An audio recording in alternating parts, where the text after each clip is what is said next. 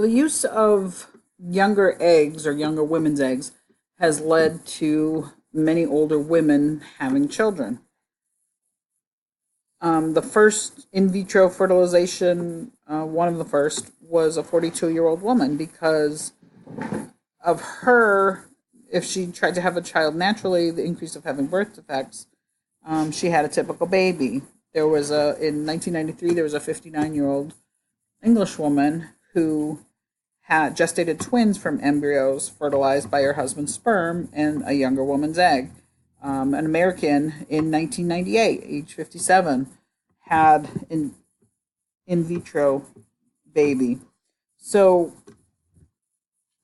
the or had used a younger woman's egg. So, the people doing assisted reproduction, the clinics were excluding women over 40, but the practice of using eggs of younger women was allowing that to happen up to the age of 55. So there were several births that further pushed the limit. So even though they were saying 55, there were many women even older than that who were having children. There was one 63-year-old woman who had a baby girl in 97. There was a 66-year-old woman, a couple of 57-year-old women. There was one in Los Angeles in 2006. It was a 67-year-old woman who gave birth to twins. She, interestingly enough, or not interestingly enough, she died 2 years later of cancer. There was a 70-year-old woman who gave birth to twins in India. So the question is, should we be encouraging these seniors to have children when they may not be alive by the time the children reach 18? Men have done it throughout history. Strom Thurmond, who was a senator, was married to a 22-year-old. He had a child at 66. Lots of men are having are having children older in life or at an older age. So if we're not putting these restrictions on men, why should we be putting them on women? What we really need to think about is, what is in the best interest of the child. So whether it's a man or a woman, is it in the child's best interest to be a newborn of a parent who's almost 70? How likely is it that the elderly parent will be around for the child's high school, or not even high school, elementary school graduation, let alone other big events in their lives? So we have to weigh that. So given these facts, are we saying that 70-year-olds should not be having children? Is it selfish that they want to have a child at that point? Should we make it illegal for them to have children? There's an article that I posted here. I'm not going to click on it now, but check it out. It's about the health effects of having an older father, which is something that's not really talked about to a great extent. So check out that article, please. Another issue that comes up with this topic is gender selection. The X chromosome weighs more than the Y chromosome. So there's a company called Microsort that has developed this tool that can separate the sperm, heavier from lighter, so they're able to produce accurate results 90% of the time in being able to identify the gender of the baby. So although they say it's intended for genetic diagnosis pre-implantation, you can use this technology to be able to sort and select male babies. And think about places where that could be an issue. China, the Republic of Korea, India. For centuries there, they saw females as less desirable than males. And using sonograms, many families aborted female fetuses to try for a male child.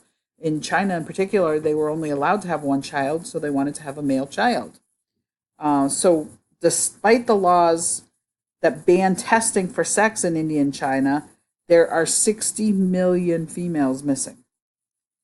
After centuries of these, after decades, not centuries, after decades of these practices in China, their males outnumber females 2-1 now.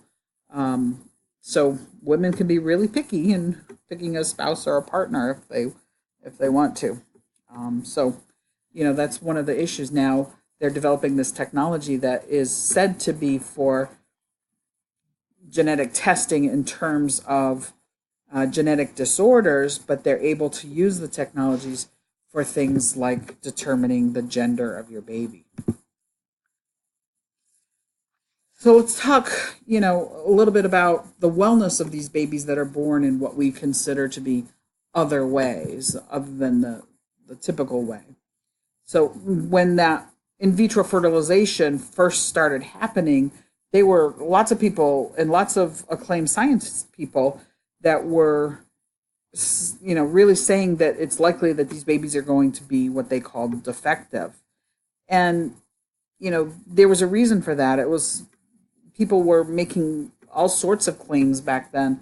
There was a scientist in the 40s who said he had fertilized a human egg in vitro and grew it for 29 days, but he destroyed it because it was monstrous. So there are all these people making these outlandish and outrageous and inaccurate claims that were causing, lots of misperceptions about what was happening with in vitro fertilization. So when Louise Brown came along, even the obstetricians back then, the doctors back then were saying that there was potential for serious anomalies that they couldn't predict because she was the first one. So they weren't able to say that she was going to have a typical development and have problems. There were even some doctors that were saying, when mom was pregnant, that what are we going to have, a cyclops, and who's going to take care of it? And because it was so new at the time, they just didn't know what to make of it. And they, just made all sorts of claims depending on which side of the ethics debate you were on. What they were overlooking, everyone who was a critic against these kind of things, is that there's, no matter how we have children or get pregnant, you could never guarantee that you're going to have a child without a disability. So overall, in the grand scheme of things, it is not terribly likely that a person is going to have a baby with a defect with in vitro fertilization unless you get into the very large multiples. So we have this process, this in vitro fertilization, this technology has been around for 40 years. So we do now have some evidence in terms of what is the likelihood that these babies are going to have disabilities. So we have learned something. They do have about twice the typical rate of birth defects, but that accounts for about 4% overall. Typically, in people without in vitro fertilization born the typical way, it's about 2%. Children born through in vitro fertilization are at greater risk for a disorder called Beckwith-Weidman syndrome, and it causes enlarged organs and cancer in children. They're 5 to 7 more times likely to have a rare cancer of the eye, retinoblastoma. About 9% had, it was a different study, about 9% when you look at both in vitro fertilization and the implantation of a donor egg that had babies with disabilities. They're 3 times more likely to be born underweight or premature. So, one of the things that they've looked at is, why are these numbers this way? Why are these babies more likely to have disabilities? And they think that one of the possible reasons is that there's a subtle change in the expression of the genes that's caused by in vitro fertilization that can cause some of the degree of genetic damage. What we don't have as technology is looking at, down the lineage and looking at this long term through the generations. Is there any difference? Because we only have this 40-year window to be able to look at. The other issue is the psychological harm. Think about those babies, 14 kids being raised by a single mom who has done pornography, who has gone bankrupt, who has been on Xanax and gone to rehab, and all the baggage that comes with situations like that. So, how are we or how are these babies dealing psychologically, or not always babies, and they're adolescents, adults. How are they dealing with that situation of growing up?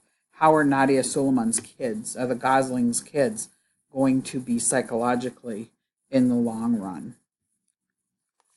Then you also have to think about, um, down the road, um, what kind of other disabilities there might be. So I put up a study here, babies, in vitro babies, and the health problems that they may have later on. So there's an article there. Is there harm by not knowing your biological parents? So this can be whether it's a baby born by adoption, a baby, born in a way that maybe they had a donor or surrogate, whatever. Can a child be harmed by not knowing its genetic ancestors? And it's possible if they find out that there's genetic information that is necessary for health status or something. So a lot of the adoption agencies are going from what was used to be anonymous adoption to confidential, so that there's access to the records if necessary for genetic information or for health information. In the case of surrogacies, people tend to be more open in those kind of situations, and there's some sort of relationship that the families often have, mainly the adoptive parents who don't want the children to know about the biological parents. So we have to ask ourselves, is the commercialization of assisted reproduction, is it wrong? So are we selling these fertilized eggs? Is it intrinsically wrong? Is it indirectly wrong? Is it wrong because of bad consequences? Is it right because of good consequences? So, looking at the larger picture of society, you might claim that if you're looking at a view of justice, that these reproductive relationships between people shouldn't be subjected to money. Are we putting a price on human life? Do we value life if we put a price on it? So are these transactions a violation of natural law? Should reproduction be natural and free, or should it be something that is subject to a contract? And there have been a lot of articles over the past decades, particularly since Louise Brown, that have sensationalized payment to women, the young women, for their eggs. And they've predicted these dire consequences, such as the commodification of life or the commercialization of life. That these women are egg sellers and we're picking made to order embryos. But, they say that women should do this altruistically, but that didn't work. Altruism hasn't worked in other areas of medicine. We don't have a lot of people who do voluntary donations for operations, for organs, for bone marrow, for whatever it is. So why would we expect that it's going to meet the needs of all of these women who, couples that want to have children that can't have children? But so if we're not going to permit this compensation, then these couples won't be able to get payments. And then if we think that payment for in vitro fertilization is wrong, is it then also wrong to pay adoption agencies for getting a baby? What's the difference? Ultimately, the couple or the person ends up with a child. So, what is the difference?